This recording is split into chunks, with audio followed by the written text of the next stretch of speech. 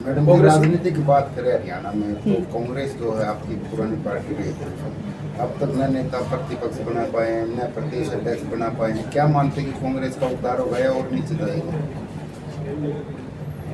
सब आप जानते हो भैया, मैं क्या उसके ऊपर टिप्पणी करूँ। अब आप देखो, कांग्रेस वर्किंग कमेटी हुई, उसके अंदर वही फ़ोटो सेशन हुआ, मतलब सब खाना पीना ये वो फ़ोटो खिंचवा के आ गए। कुछ उसमें से ठोस निकला?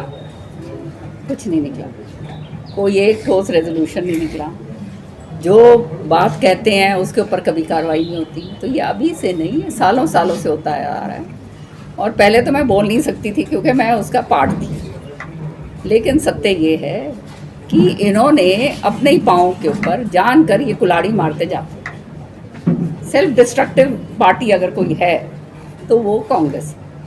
और आने वाले समय में अब ये कितना दुर्भाग्य की बात है। देखो, एक स्ट्रॉन्ग ऑपोजिशन होना बहुत ज़रूरी है प्रजातंत्र के अंदर। अगर ऑपोजिशन मजबूत नहीं होगा तो सरकार जो है सरकार को चलाने के लिए एक स्ट्रॉन्ग ऑपोजिशन ज़रूरी होता है ताकि वो उसको आईना दिखाता रहे। लेकिन यहाँ पर तो सारा कुछ जो उनकी हाथ मिले हुए हैं, पूरी तरह से मिले हुए हैं। और क्यों मिले हुए हैं ये भी आप जानते हो। मतलब बजट सेशन 2 सेशन निकल जाएं और उसमें इनका एलओपी ना बन सके, लीडर ऑफ ऑपोजिशन ना बन सके, क्योंकि एक जनाब जो हैं वो किसी और को बनने नहीं देते। सारे कुंडली मार के बैठे हुए हैं, किसी और को आगे आने नहीं देते। और जो इनकी जो शीर्ष नेतृत्व है वो कहते कंट्रोल कर नहीं पा रहा। तो फिर कांग्रेस का रह क्या गया?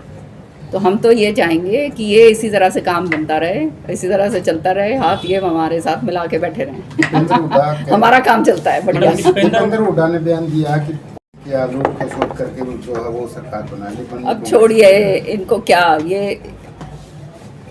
ये जो बयान दे रहे हैं ना, सबसे पहले अगर कांग्रेस पार्टी का अगर किसी ने नाश करा है ना तो उसमें इसका नाम आएगा।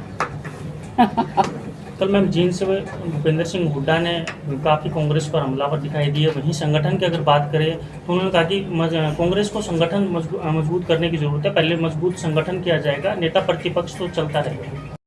अच्छा, तो आप खुद ही समझ सकते हो कि क्या बातें कर रहे हैं, है ना। मैं एक अखबार में पढ़ रही थी, कहीं इन्होंने बयान दिया है हुड्डा साहब ने कि मैंने श्रुति की टिकट नहीं कटवाई। और सर्वे के अंदर जो है श्रुति पीछे थी और वो दान सिंह आगे था। तो जो व्यक्ति इस तरह के मतलब भ्रमित करने वाले बयान दे सकता है, सब जानते हैं सर्वे में श्रुति सबसे आगे थी। और वो हमारा सर्वे नहीं था, वो कांग्रेस पार्टी का सर्वे था, उसके प्रूफ मेरे पास पड़े हुए हैं, ठीक है ना। कटवाने वाले ये थे खाली रंजिश के अंदर कि कोई आगे ना निकल जाए किरण चौधरी, समझ रहे हो ना। तो जब इस तरह की छोटी सोच जिस व्यक्ति की होगी वो आगे कभी नहीं बढ़ सकता। राजनीति के अंदर सबको लेकर चलना पड़ता है। जब सब चलेंगे, इकट्ठे चलेंगे, आगे बढ़ेंगे, तभी बात बनती है। छोटी सोच से कभी भी आदमी आगे नहीं बढ़ सकता। और इनकी जो है कहानी वो पूरी वहाँ पर है। अच्छा होता कि ये जो है अब ये हट छोड़कर कि मैं और मेरा, कोई और यंग नेता को आगे लेकर आते जो आगे जो है चलकर मतलब वो काम कर सके, लेकिन नहीं होने देते, कुंडली मार के बैठे हुए हैं, है ना। तो ये तो इस तरह की अब ये हमलावर हों चाहे कुछ हो, सारी जनता जानती है कि अंदर से हाथ इन्होंने हमारे साथ मिला रखे। चलो, सांसद हैं। कल प्रधानमंत्री जी ने विधिवत उसको जो है इनॉग्रेट करा है। वहाँ से अयोध्या के लिए जो है फ्लाइट उड़ी है। 60 लोग जो हैं उस प्लेन पे बैठ के आए थे और पूरे के पूरे फिर यात्री टिकट लेकर अयोध्या तक गए हैं। अग्रसेन जी के नाम पर वो एयरपोर्ट है, उसका सेकंड बिल्डिंग के लिए, सेकंड टर्मिनल के लिए शिलान्यास का गया है। तो फिर तो जो ऐसी बात कर रहे हैं वो उससे ज़्यादा मूर्ख आदमी तो कोई हो नहीं सकता।